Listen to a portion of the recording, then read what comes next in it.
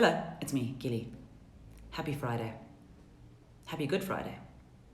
Good Happy Friday. This week I was asked, as a comedian, are you afraid of being cancelled?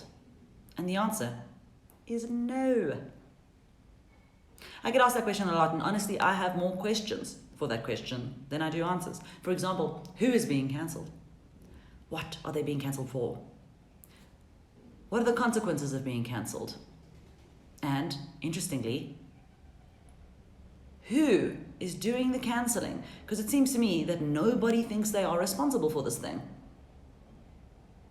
It's especially interesting to me to see young woke people complaining about cancel culture. I'm like, bro, you invented this. If you are under 30, you are the reason cancel culture exists. You created it. If you're over 30, you are also the reason cancel culture exists. You caused it. And why is it that it's always the most obvious people who are complaining about cancel culture? I suppose that's obvious. If you're a person who is terrified of cancel culture, I suggest you read more. There's a lot of confusion around this. I want to create some order. Let's remember why cancel culture exists in the first place. One, people were saying and doing heinous shit for the longest time. And by people, I mean people like me. I haven't done or said anything specific that I know of. Twitter will probably let me know in 10 years' time at the height of my fame. But I'm no angel, even though who could blame you for thinking so? 2, people now have the freedom and the tools to respond to the heinous shit being said and done. So I don't think we should get rid of cancel culture.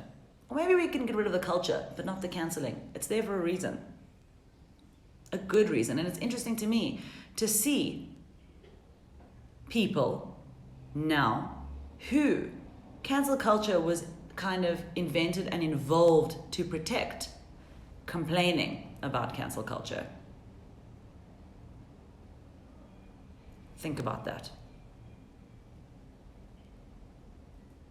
And I know, I might eat these words, okay? Just a matter of time before I get a phone call or a text from a friend saying, Gil, listen, I think you better delete that last video. I think it's inevitable. Might even be unavoidable. But you can't live in fear. And yes, I do think sometimes there is an overcorrection or, an overreaction.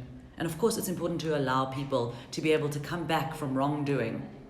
But isn't the net effect of cancel culture better for us all? Are we not now in a better place than we ever were? How are people upset that you should be able to say and do what you want? But let's face it, there was only one kind of person saying and doing whatever they wanted.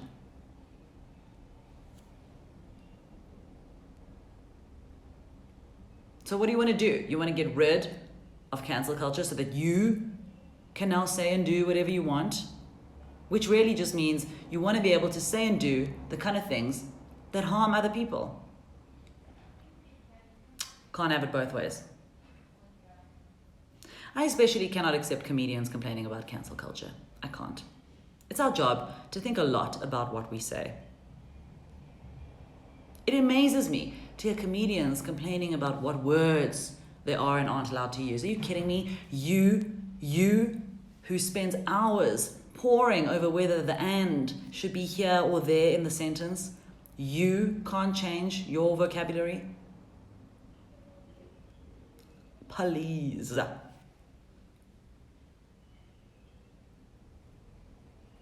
It's amazing to me to hear comedians say that words are not important. Who cares if I said this or that? Really?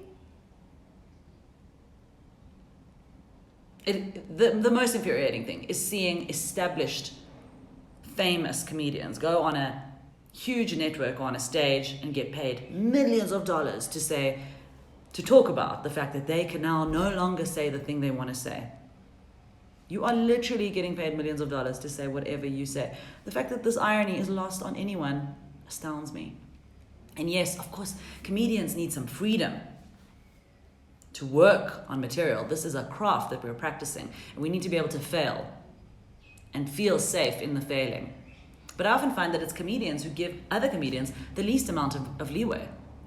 I've seen comedians write off a young comedian for making a mistake and then be stunned when they are called out for saying something bigoted. We can't have it both ways. I can't go on stage and expect leniency and freedom in what I'm saying. Let's say if it's about race, I can't expect leniency and freedom to make a mistake about that if I'm not willing to give that same leniency and freedom to, say, a young male comedian coming on stage and talking about gender. Just can't have it both ways.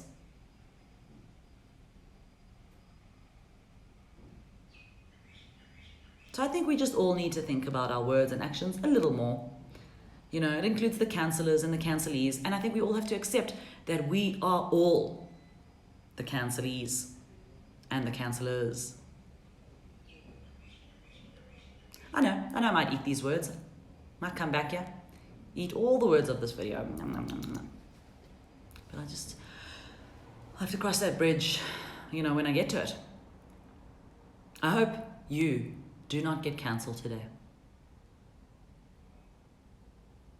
See you tomorrow.